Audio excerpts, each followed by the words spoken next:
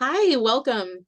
My name is Angela DePalma Dow. I'm from Lake County Water Resources Department, and I'm here with a guest speaker today, Julia. Hi, I'm Julia. I work for MC Engineering and we're working with California Rural Water on this project. Thank you, Julia. So today we're going to talk a little bit about a non-point source watershed plan that we are developing for Lake County Watershed Protection District. And this plan's for the whole county. And we're here really to talk about it so we can get interest on needed projects that'll improve water quality in our streams, in our watershed, and in our lake.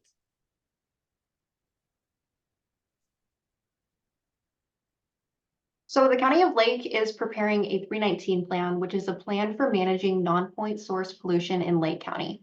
This plan contains a long-term pollution management roadmap and 6 construction projects that'll help to reduce stormwater pollution. So non-point source pollution is different than pollution from industrial and sewage treatment plants, and it comes from many different diffuse sources. Non-point source pollution is caused by rainfall or snowmelt moving over the ground. And as the runoff moves, it picks up and carries away both natural and human-made pollutants. And those pollutants are deposited into surface water bodies. The 319 plan focuses on mitigating the impacts of non-point source pollution from non-urban sources. The Water Resources Department has obtained an initial grant for writing this 319 plan.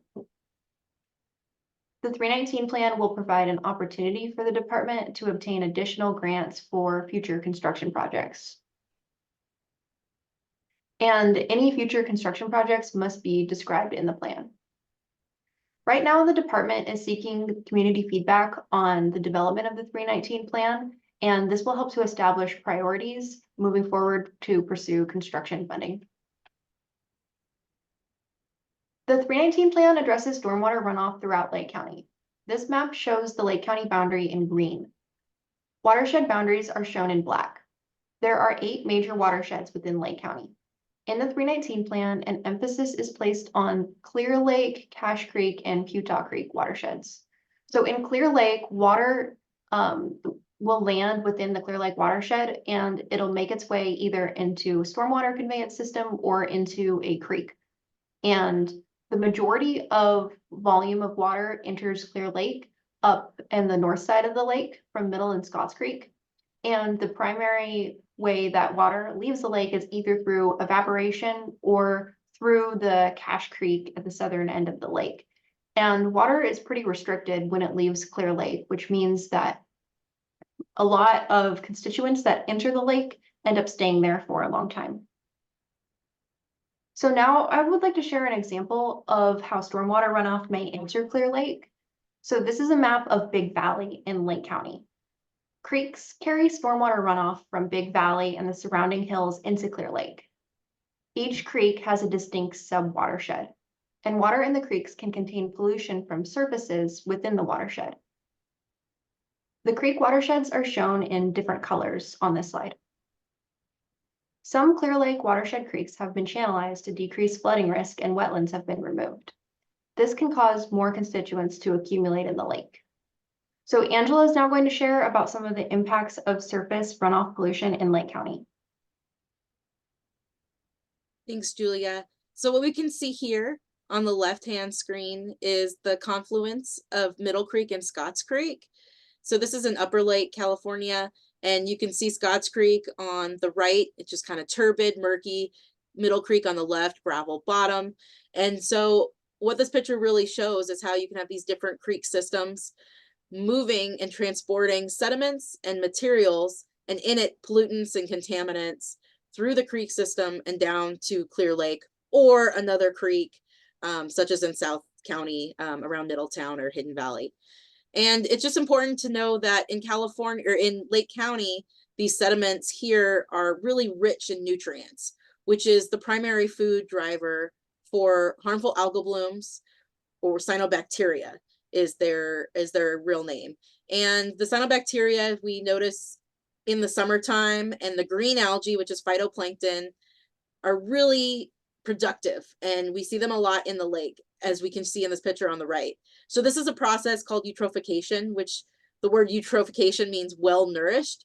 So really it's food for cyanobacteria, green algae that's coming down in nutrient form from the creeks into the lake. And we see those in these large bloom events.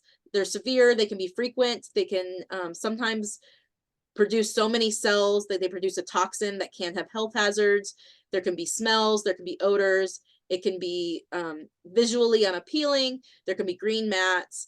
And so this really sometimes in the summertime hinders ability to enjoy the lake in certain areas. And a lot of the food material that's feeding these harmful algal blooms, these cyanobacteria blooms, is coming from these large inputs of sediments within our creeks, and then also some of our urban and developed areas around the county. So through the project today and this plan today, is we're trying to figure out places and things that we can put on the landscape that'll help kind of keep those nutrients on the land and not running through these creek systems and feeding these harmful algal blooms in our lake. And this is also important beyond the lake when we look at watershed health. So we're looking at the Clear Lake hitch. Right now, as we record this, it's springtime, it's March, and we're seeing hitch running in our creeks. And hitch, like salmon, they live their lives in the lake, and then they go up the tributaries in the spring to spawn. So any materials, pollutants that go into the creeks, they can have impact on wildlife, fish and wildlife in the creek systems like Clear Lake hitch. The Clear Lake hitch come up the creeks, they're going to be spawning, they're going to lay their eggs, their babies are going to hatch, you're going to have the juveniles, the fry out in the creeks, and then they'll go into the lake. And so this is a really vulnerable time for these fish lives. And if they're in this water and there's any contaminants or pollutants, there could be impacts. So on the right side, you can see this is an agriculture ditch. It's also near a road and a school and a developed neighborhood. So there's all these sources of non-point and point sources that water's running off and going into this basically drainage ditch along a road that it connected to a creek. And these hitch went up this drainage ditch because they think it's a creek to spawn in. And for whatever reason, the water wasn't suitable, there was contaminants, there was pollutants, and you can see there's some fish mortality or fish deaths. I also say at the site, there was some wildlife picking off of some of these fish. So there was definitely some raccoon or bird prey on some of these fish, but you can see that some of them are not that happy in this little creek system or this little drainage system here. And here's some examples of creeks around the county that aren't necessarily in the Clear Lake Basin. So Cache Creek at Spring Valley. So this system is from upstream, or it's downstream of Indian Valley Reservoir, which flows into Cache Creek and then down through the Central Valley. And you can see that there is large sediment transport in this creek also. And if you think of that area, it's higher up in the hills. There's not a lot of development. There's not a lot of ag. So this is a lot of this forest lands, maybe some road presence, but there is some natural occurring sediment transport in some of these systems. But what we want to do is be able to have the plan in place to figure out if there are issues of erosion, whether they're natural or man-made, and we can address those through management practices to still kind of reduce the sediment transport. On the right here, you have some images of some little creeks and drainages on ag land and behind a development. And this is during a high water year, so we had a lot of rain that ran off of the surrounding landscape. And you can see that this is kind of high water events. But with that, all that water takes any materials, contaminants on the landscape. And it's really hard to pinpoint exactly where that is. So that's why we're relying on you, the public, to let us know of these areas where there is potential sources, so we can include that in our plan so we can have future mitigation, remediation of these areas. So erosion is a kind of unique constituent because it really depends on the amount of energy that in the rainstorm is how much soil and sediment will be loose and make its way into the water bodies. And so I just want to share a couple ways that sediment can enter into water bodies, and then some other types of stormwater pollution that we're considering in the plan. So one way that sediment can enter surface water is from roadway runoff. Shown above are examples of locations where erosion is occurring in Lake County, and then below are examples of erosion mitigation BMPs. BMP stands for Best Management Practices, and these are the kind of construction projects that we're evaluating in the plan. Stream bank erosion is another source of sediment in surface water. Shown on the left is a location where the Putah Creek stream banks are eroding, and then shown adjacent is a typical Caltrans mitigation BMP. In the 319 plan, we're also looking at vegetative BMPs. Typical stream bank erosion vegetated stream bank BMPs are shown on this slide. The 319 plan is also addressing surface water runoff pollution from impaired septic systems. A septic system operates with pretreatment in the septic tank and additional treatment from soil percolating below a leach field. A septic system must be well designed and maintained to function properly. Tree roots, settlement, and high groundwater can impair the function of septic systems.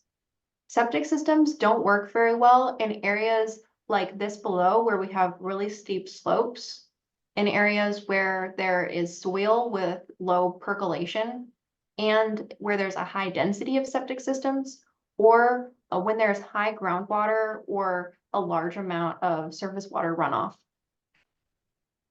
This map shows septic density, surface slope, and soil type throughout Lake County, in particular adjacent to Clear Lake. As illustrated above, there's a high density of septic systems near the base of Mount Konocti. And this is also an area where there are steep slopes and there is soil in group C, which is poorly percolating soil.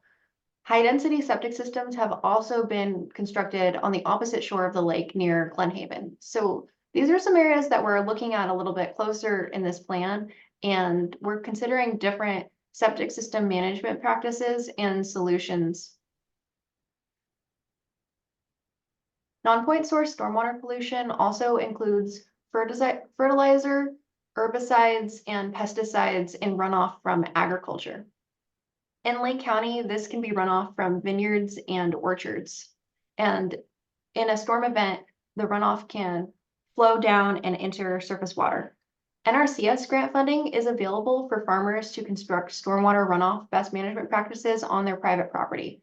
There's more information about the NRCS program on the 319 grant website and also on the Lake County Department of Water Resources website. Non-point source pollution in Clear Lake watershed can be conveyed by streams and deposited in Clear Lake. Wetlands are a natural filtration at the mouth of streams. Wetlands slow the flow of water and cause nutrients and other constituents to settle. Some of these nutrients are taken up by wetland plants. A significant percentage of wetlands in Lake County have been converted for agricultural and residential land use. A project is currently underway by the Middle Creek Restoration Coalition to restore the largest historic Clear Lake wetland. This project will have a significant positive impact on Clear Lake water quality by increasing the amount of filtration from Scotts Creek and Middle Creek as they enter the lake. Other wetland restoration projects are considered in the 319 plan. So for the purpose of this report, we have grouped non-point source pollution into 5 categories. And those categories are roadway runoff, agricultural runoff, hydromodification and sediment transport, septogen runoff, and wetland and vegetation loss. The 319 plan will contain a unique long-term pollution management roadmap for each non-point source pollution category. And the initial 6 construction projects that are described in the plan, they'll be representative of the different types of management strategies. The goal is to develop at least 1 construction project for each pollution category. The construction projects will be located in multiple Lake County watersheds. So referring to the map that Julia presented earlier, here's all the watersheds within the boundaries of Lake County. And some of these watersheds are not within the jurisdiction of a local agency or private properties.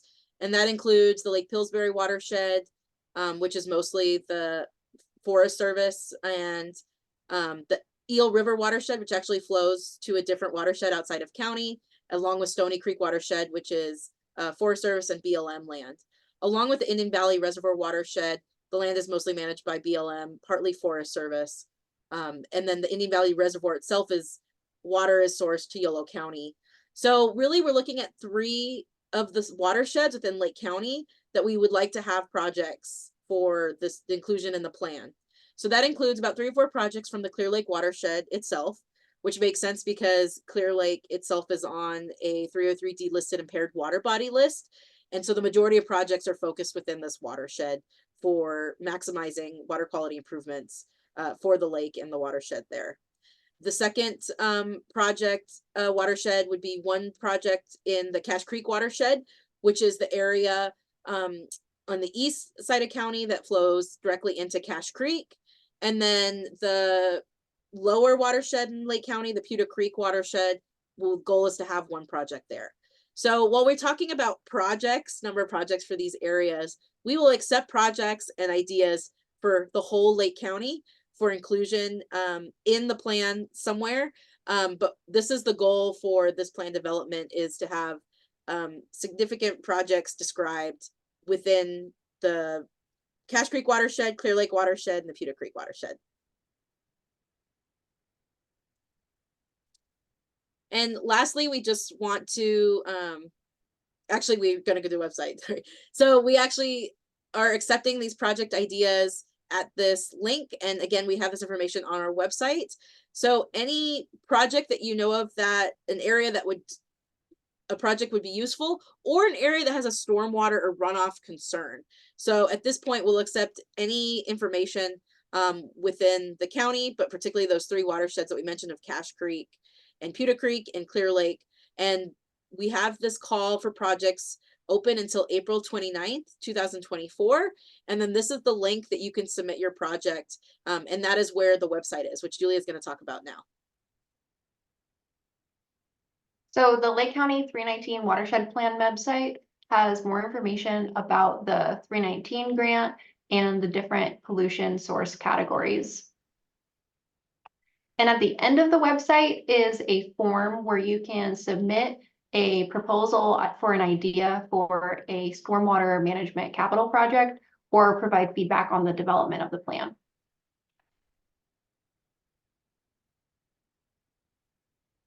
So we hope you learned a little bit about the project, the 319 project. And again, if you have any ideas of stormwater issues or areas that could use projects, or maybe there was a project planned a long time ago and it never taken off the ground, we would love to hear about that. And again, call is open until April 29th. And we'd love you to submit your project on the website, which is http://tinyurl.com/Lake County, capital L, capital C, 319 or 319. And if you have any other questions, you can always contact me, Angela DePalma Dow, at the Lake County Department of Water Resources, 707-263-2344. And with that, we really appreciate your time today. Thank you for tuning in. Thanks, Julia, for joining me today too.